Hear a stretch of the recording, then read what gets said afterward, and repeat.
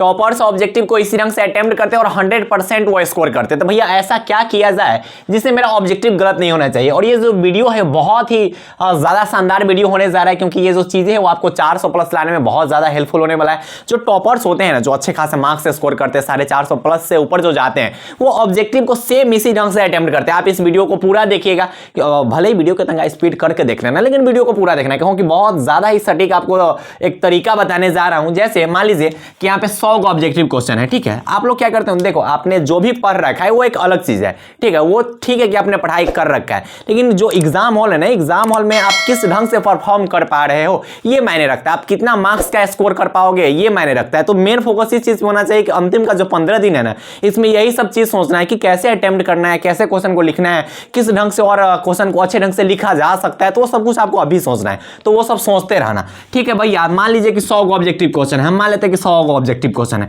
आपको क्या करना है ना, बहुत हमारा भाई सब पता है क्या करता है कि लाइन से बनाने लगता है। अब मान लो कि दूसरा के क्वेश्चन ओकरा लगेगा ए और बी, दोनों डाउट रहते रहता है कि ए कुंदन मा ए लग रहा हो ना बी लग रहा हो, अब चल बी टिक कर दो। अरे भाई जब तुम्हारे पास 50 को और एक्स्ट्रा क्वेश्चन तुम्हारे पास है तो कैला डाउट वाला क्वेश्चन कर रहे हो, मत करो डाउट वाला क्वेश्चन। जो टॉपर्स लोग होते हैं वो कैसे अटेम्प्ट करते हैं मैं आपको बता रहा हूं। वो पहले जो है वो थिंक विदाउट इंक वाला क्वेश्चन करते हैं। भैया ये क्या होता है थिंक विदाउट इंक, ये क्या बोल रहे हैं?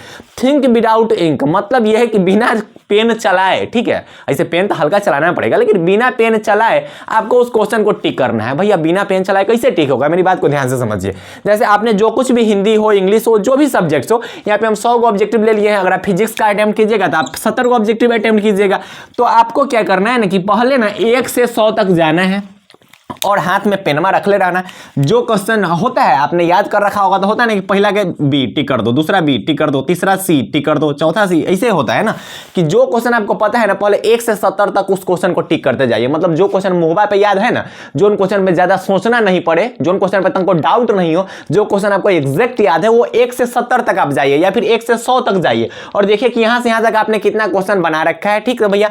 तो ऐसे अगर आप अच्छे ढंग से अगर आपका तैयारी एवरेज भी होगा ना, एवरेज तैयारी मतलब होता है ना कि नॉर्मल तैयारी भी होगा ना, फिर भी आप 40 प्लस क्वेश्चन टिक कर दीजिएगा 100 में से। मैं सच्ची बोल रहा हूं। आप मॉडल पेपर में आप अभी ये आजमा सकते हैं, आपके पास मॉडल पेपर होगा, आप घर पे ये चीज आजमाइएगा। तो अगर आपका तैयारी एवरेज भी होगा ना, तो फर्स्ट अटेम्प्ट में आप 40 क्वेश्चन टिक कर दीजिएगा। अच्छा भैया 40 कर देंगे तो बचा क्या है, 10 को क्वेश्चन। तो आपको क्या करना है कि पहला जो अटेम्प्ट है उसमें बस ऐसा क्वेश्चन को आपको टिक करना है जिसका आंसर आपको देखते पता आना चाहिए, ठीक है। आप तो तैयारी कर रखे हो तो आप तो कुछ होगा ना क्वेश्चन जरा देखते यार पहला एक बी हो, चल टिक कर। तो ई ढंग का क्वेश्चन आपको करना है 1 से 100 तक। अगर आपका तैयारी एवरेज भी है फिर भी आप 40 प्लस क्वेश्चन टिक कर दीजिएगा। अच्छा भैया तो फर्स्ट अटेम्प्ट 1 से 100 तक जाना होता क्या पता है कि आप 5वां क्वेश्चन बना लिए, डाउट वाला क्वेश्चन 5वां बनाए हैं और आपको 99 जो नंबर क्वेश्चन है वो डायरेक्ट आपको पता था, फिर भी आप उस क्वेश्चन तक पहुंच ही नहीं पाए। कहा कि 1 से 80 तक आप 50 को क्वेश्चन पूरा लिए। तो भाई पूरा क्वेश्चन देखना चाहिए, पूरा क्वेश्चन 100 क्वेश्चन देखो और 100 में से जो आपको एग्जैक्ट पता है ना वही क्वेश्चन टच करना। कहा कि 50 को क्वेश्चन आपको छोड़ना है, तो डाउट वाले क्वेश्चन नहीं करने हैं। 50 को उस क्वेश्चन को कीजिए जिसका एग्जैक्ट आपको आंसर पता हो और 50 में 50 यहां से स्कोर होता है। तो जो हमारा टॉपर भाई पास होता है ये सब करता है, ठीक है। मैं खुद अपनी बात बताऊं तो मैं जब 1 से 100 तक अटेम्प्ट करता था तो 55, 60, 65 ऐसे टिक कर देता था। अब बाद में अपना से छांट लेते थे 50 को कोई क्वेश्चन, और बाद छोड़ देते थे बाकी सब। तो ऐसे अटेम्प्ट करना है, इससे होता है ना कि 50 में 50 सही होगा। डाउट वाला क्वेश्चन पहले का अटेम्प्ट में करना ही नहीं है। तो अगर आप 40 करते हैं ऐसे क्वेश्चन तो बच गए 10 क्वेश्चन। तो फिर सेकंड अटेम्प्ट में आना है और सेकंड अटेम्प्ट उस अटेम्प्ट को बोलेंगे जिसमें आपको हल्का सोचना पड़े किसी क्वेश्चन में। ना होता है तक कि एक याद करते हैं हल्का, ना होता है कि हल्का याद करने वाला क्वेश्चन, लेकिन ज्यादा संभावना रहता है कि आप जिस ढंग से ऑब्जेक्टिव वगैरह याद कर रखे होंगे उस ढंग से आप फर्स्ट अटेम्प्ट में ही 70 में से 35 प्लस क्वेश्चन टिक कर दीजिएगा, 100 में से 50 प्लस क्वेश्चन टिक कर दीजिएगा। आप अभी ये चीज आप मॉडल पेपर में अप्लाई कर सकते हैं, इससे आपको पता चल जाएगा कि हाँ भैया हमारी तैयारी किस ढंग का है। मान लेते हैं कि आप फिर सेकंड अटेम्प्ट में आए तो जितना जो क्वेश्चन बचल होगा, अगर 40 को आप फर्स्ट अटेम्प्ट में कर लिए तो सेकंड अटेम्प्ट में 10 को बचल होगा।